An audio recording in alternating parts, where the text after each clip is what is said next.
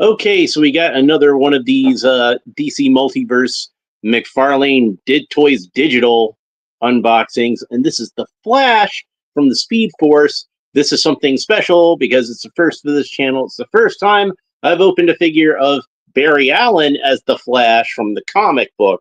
The only other Multiverse Barry Allen that I have is the one from the television series, the Grant Gustin version of the Flash. Man, they should make a John Wesley Shipp Flash. That would be really cool. I'd really like to see that. But anyway, this is a comic book version of Barry Allen. And you can see that it has some lovely Carmine Infantino artwork on the back. This is from the Bronze Age. This is from when he returned to the series in the 1980s. And I believe drew it until the series ended with Crisis on Infinite Earths, where Barry Allen sadly passed away. Even more sadly, they brought him back. I don't dislike the character of Barry Allen. I really don't. But I honestly feel like when he gave his life to save the universe in Crisis, that was a perfect ending for the character. And I felt like, there's nothing they've done with the character since that's matched up to that. I kind of honestly feel like, they should have left him dead. He was better off as a dead character that everybody remembered as being like this legendary figure. And they brought him back and pretty much just turned him into Wally West. I mean, honestly, like, what's the point of bringing back Barry Allen if you're just going to give him Wally's personality? Doesn't make any sense to me. Anyway, let's go ahead and open it up. We've been over these packages before. After we've seen the Carmine Infantino artwork on there, I think, there's nothing really much else to talk about with the. I will point out that that's, again, the Silver Age Flash logo that's been used since the 1960s on into the 80s. And,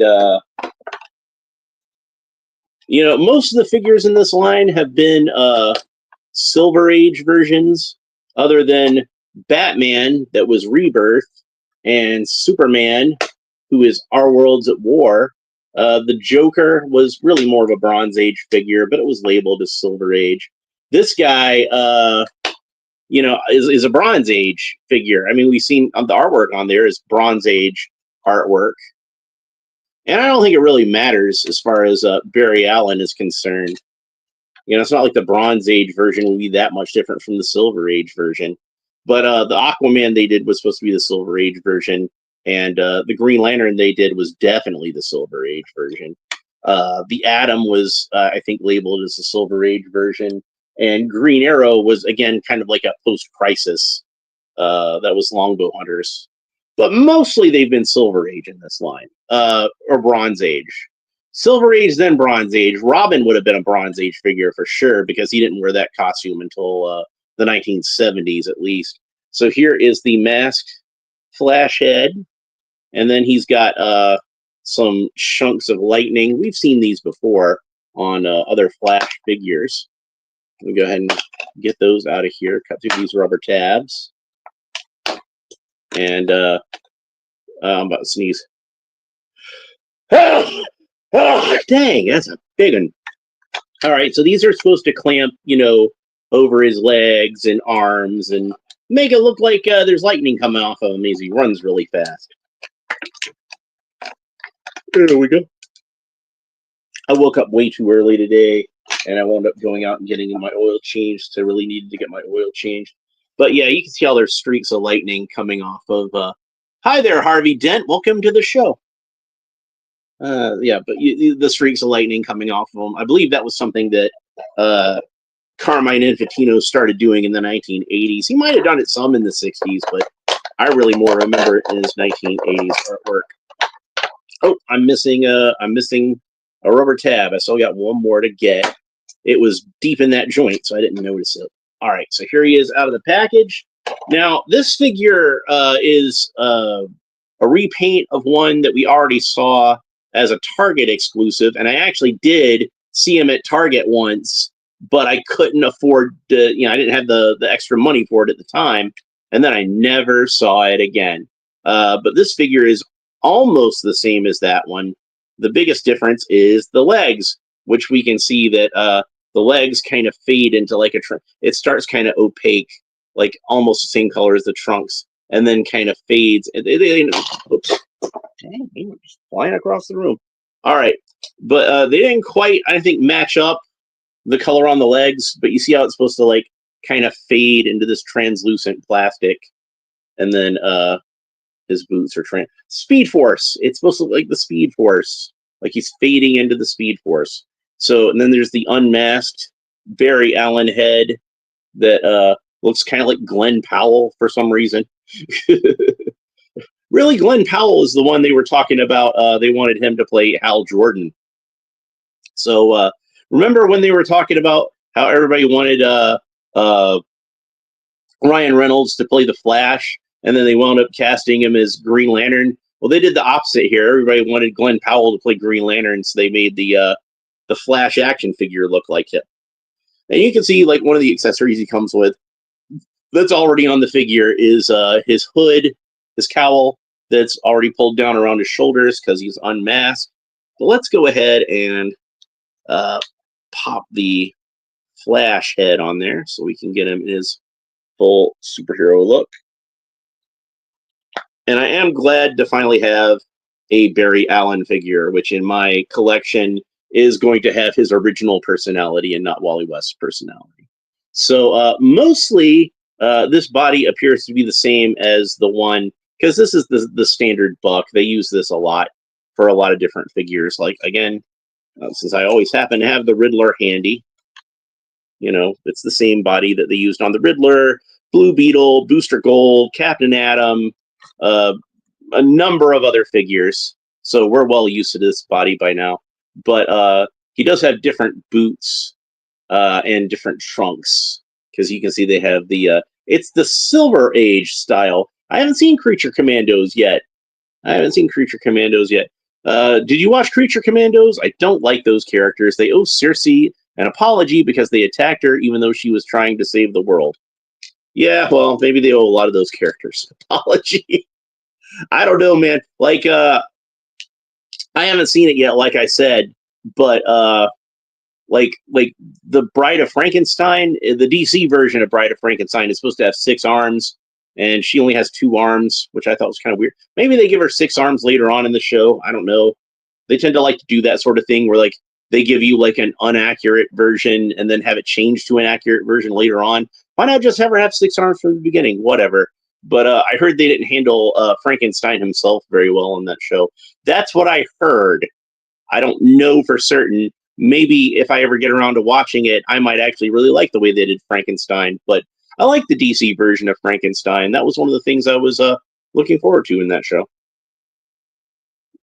But I haven't had a chance to watch it yet. I don't know when I'm going to get around to it. So, oh well. But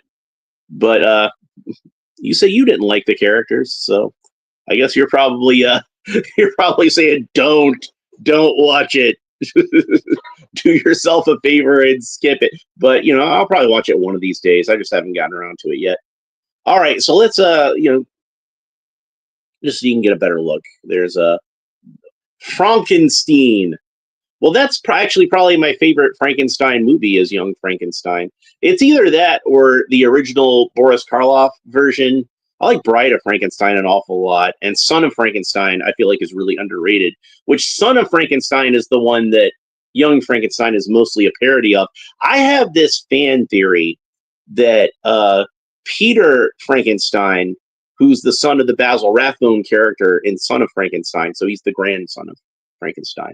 I have this fan theory that he actually is Frederick Frankenstein, and he's just kind of traumatically blocked out all those memories before the Frankenstein family moved to the United States, and he started going by Frederick Frankenstein. No, it's Frederick. It's Frederick Frankenstein. Why isn't it Frederick Frankenstein? It isn't. It's Frederick. I see. Well, you must be Eagle, and that's pronounced Igel. See, now you got me off on a tangent. We can't talk about Young Frankenstein without me going off on a tangent and just quoting it. You know, this is going to happen. So, like I said, and oddly enough, I kind of feel like Young Frankenstein took more from Mary Shelley's novel than most other movies take. For example, at the end of it, when Freddy gives the monster some of his intellect, and the creature is speaking intelligently, uh, a lot of that dialogue came directly from the book. The bit about if I could not inspire love, which was my greatest hope, I would inspire fear. That's Mary Shelley right there. That's out of the original book. And you don't often see the monster in the movies actually speaking intelligently, and he was very intelligent in the book. He had like a superhuman brain, remember? So he learned how to speak and read English like really fast. And when I was his age, as a small child, first learning how to read, I was doing pretty good with like stuff like Green Eggs and Ham and Fox and Socks and Sesame Street books, and this guy's reading Paradise Lost and understanding all the metaphors. So yeah, Frankenstein's monster in the book, very intelligent cat. Okay, so I'm gonna have to talk more about Frankenstein in another video. That's just how that's gonna have to be, because I do love me some Frankenstein. Anyway, let's go ahead and talk about the articulation on this guy. So the Flash can look up about that far. He can look down about that far. Tilt his head kind of quizzically from side to side, probably wondering why they bothered to bring him back if they're just going to write him to be Wally West. And of course, the head rotates all the way around, and the arms rotate all the way around the shoulders. He's got butterfly joints to move back about that far, move forward about that far, up and down. A lot of good range of motion there. He's got the bicep swivel, so the bicep rotates all the way around. Got double jointed elbows. That's about the range of motion we get at the elbows. We got wrist articulation that's on those cool Mcfarlane ball joints, so those move around whichever way we want. He's got cool Mcfarlane torso articulation, which again moves around pretty much whichever way we want. We can rotate it all the way around, wobble it back and forth, get him into a lot of really cool dramatic poses. The Flash can kick up about that far, and he can kick back about that far. The trunk piece on this one is really soft, and that's good that it's pliable as it is, because you don't want that trunk piece getting in the way when you're getting him into some cool running poses. And then Flash has double jointed knees. So that one's a little stiff, but we managed to coax it. That's about the range of motion you get at the knee. No boot cut, but you just have the cool Mcfarlane ankle articulation, so you can move these ankles around pretty much any which way you want. And they are the newer style of ankle articulation, so it's kind of camouflaged. It's not the ball joints. It's actually kind of sculpted to look like the boots with ankle shapes and wrinkles in it. And same with the gloves. We've seen this, like I said, a lot of the times with this style of body, this standard buck that they use. And then of course he's got toe articulation just to show off. So like I said, this is like mostly the same figure that Target has an exclusive, or had as an exclusive, that I saw once in the store and was not able to get. And I very much regretted that I was not able to get him. And when I saw that they'd done a somewhat reissue, at least a little bit of a repaint, I knew I'd have to get him eventually.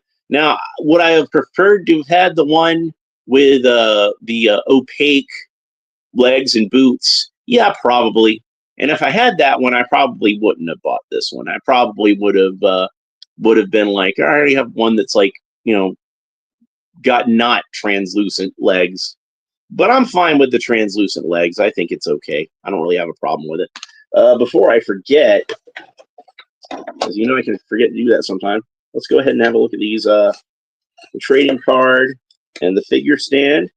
So we got the trading card out of there, and this Mcfarlane digital thing, which I don't really do much of anything with those. I've never actually tried to do the digital code.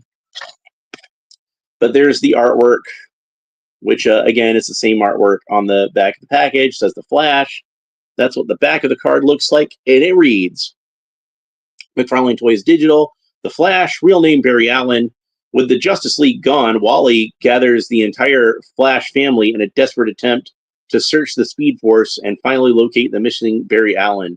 But does Barry want to be found? Probably not, because he knows they're just going to rewrite him to be Wally West. I'm just saying. I'm just pointing it out, people. You know I'm right.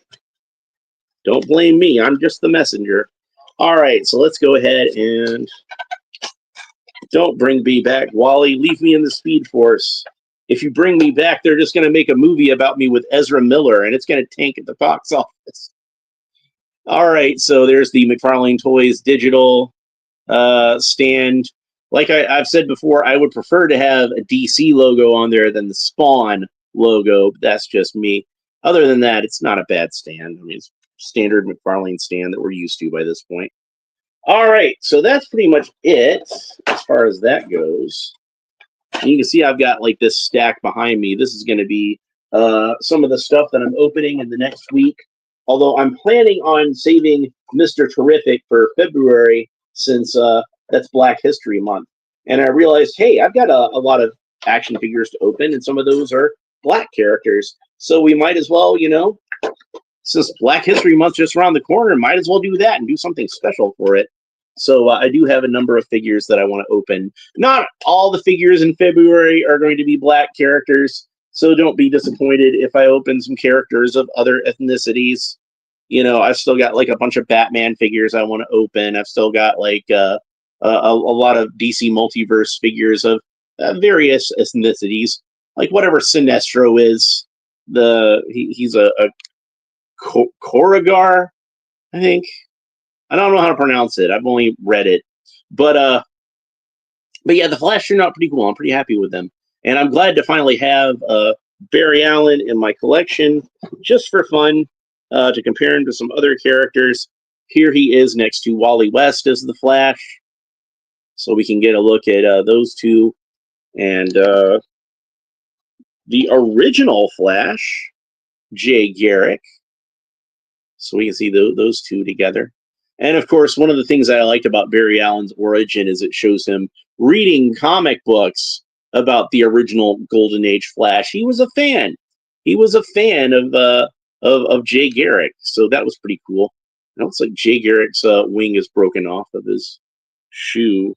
I guess while he's down in that box, I'll have to see if I can find it and glue it back on. It didn't break off. It just kind of came loose. So I can probably find it and glue it back on. It should be fine. And last, and certainly least, here he is next to the Wally West Crisis figure. As disappointing as that was, you know, he doesn't even have the same boots as Wally. You would have thought they could have just used these same boots on these characters. But Barry has better boots, thankfully. Wally's are not as good.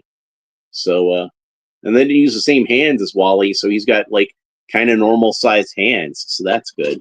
But anyway, that's it for the Flash. I hope you enjoyed this video. I think for my next figure, I'm going to go ahead and open up Wildcat. I got the evil version of Christopher Reeve's Superman, so that's going to be. I've got the standard version on the way, so I've got the platinum version already. The standard version, I think, is scheduled to be here on Saturday if FedEx isn't too delayed by weather that's been crazy lately. And then, so I'll do Wildcat next episode, and probably sometime next month, I'll open up Mr. Terrific. And I've got some other surprises coming. I think next week, if I've gotten some other stuff in, I want to go ahead and open the Target exclusive Batman Forever retro figures from Spin Master. You know, I already opened the Batman Forever Batmobile, and I loved it. And I thought even the figure that came with it was pretty cool, and had a few things that I thought made it worth buying that figure over, you know, just buying the older one.